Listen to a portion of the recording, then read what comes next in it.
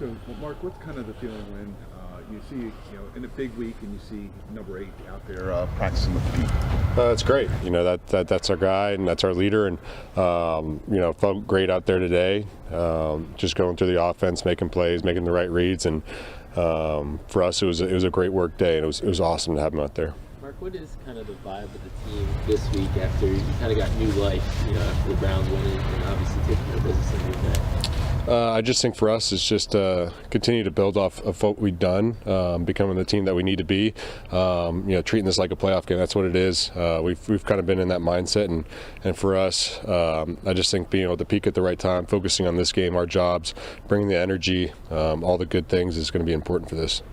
Mark, you guys at one point had like less than a 10% chance of making a postseason. Here you are with a shot to win and get in. Is that something you've talked about and to overcome the 1-5 start? No, I think you see that stuff every year. It's like 1% chance to make the playoffs, and that team makes the playoffs. So that's ever changing.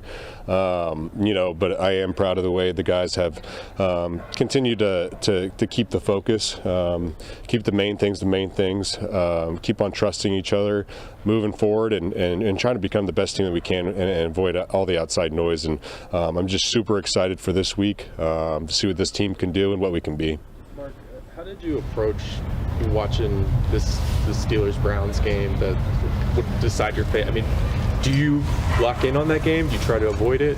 No, I was definitely tuned in, and obviously just playing Pittsburgh this week, I was focused on that, and hopeful that we were going to get the opportunity that we have this week, and we do. So that was exciting, but it's work week, and I moved on from obviously those things. When you're watching to scout ahead, is it hard while you're watching the game to sort of remember the outcome determines your playoff future? Were you trying to push that out of mind while you were watching? Or? I wasn't trying to get too up or too down. It was kind of a nail biter. So I was just trying to stay focused on, being hopeful about getting this opportunity. Mark, you've played in a lot of Ravens-Steelers games over the years. How would you, for somebody that's never watched a Ravens-Steelers, how would you just kind of describe this type of game in this rivalry? Two teams that know each other incredibly well. Hard fought, physical, and very well coached. I think that obviously it's one of the best rivalries in all of football, and it's definitely an honor to be able to take part in this every single year, twice a year, and what an opportunity. Sunday night, for our division, Steelers Ravens, it's going to be awesome. Do you figure out ways to sort of feed off the crowd and the atmosphere, even though on some level the crowd is against you? Like, does it still help in a way? I think that definitely this year we've done a good job of especially on road games of staying together and staying tight and not letting too much outside noise affect us. And we know they got a loud stadium, and we'll be ready for that. But I think that we've done a good job in opposing stadiums. Mark, when you think back to last year and those 2 wins of the Steelers, you guys just ran the ball so successfully. Of course, they knew that was probably your game plan. How gratifying was it to be a part of an offensive effort like that, where they know what you're going to do and you still do successful anyway?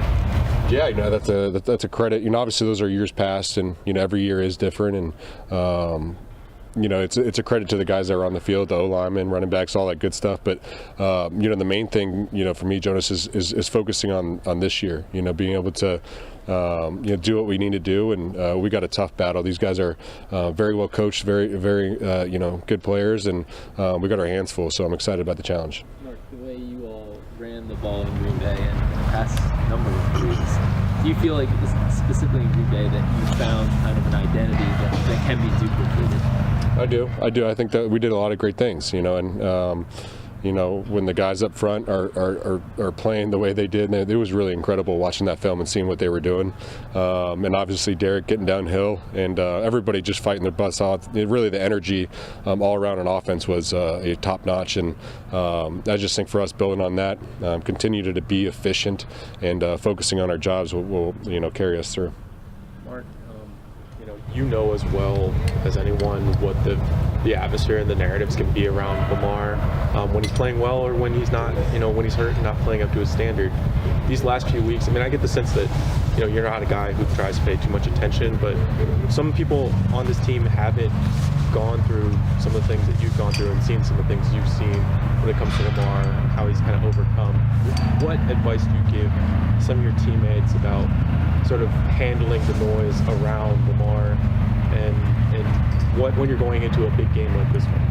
Well, Lamar is like he's a polarizing person. He's been that since college, Heisman days, and you got to give a lot of credit to him and what he's been through, all throughout his career, and the type of scrutiny that he's faced, and to be able to be where he's at, and obviously this year, hasn't been the way he's drawn it up, but he's a fighter, and he's going to continue to fight for this organization, and everybody in this organization has trust in Lamar. Man, he's one of one. He's incredible. And I'm excited to take the field with him this week because, that's our guy, and he knows the type of opportunity that we have, and we're going to fight our butts off.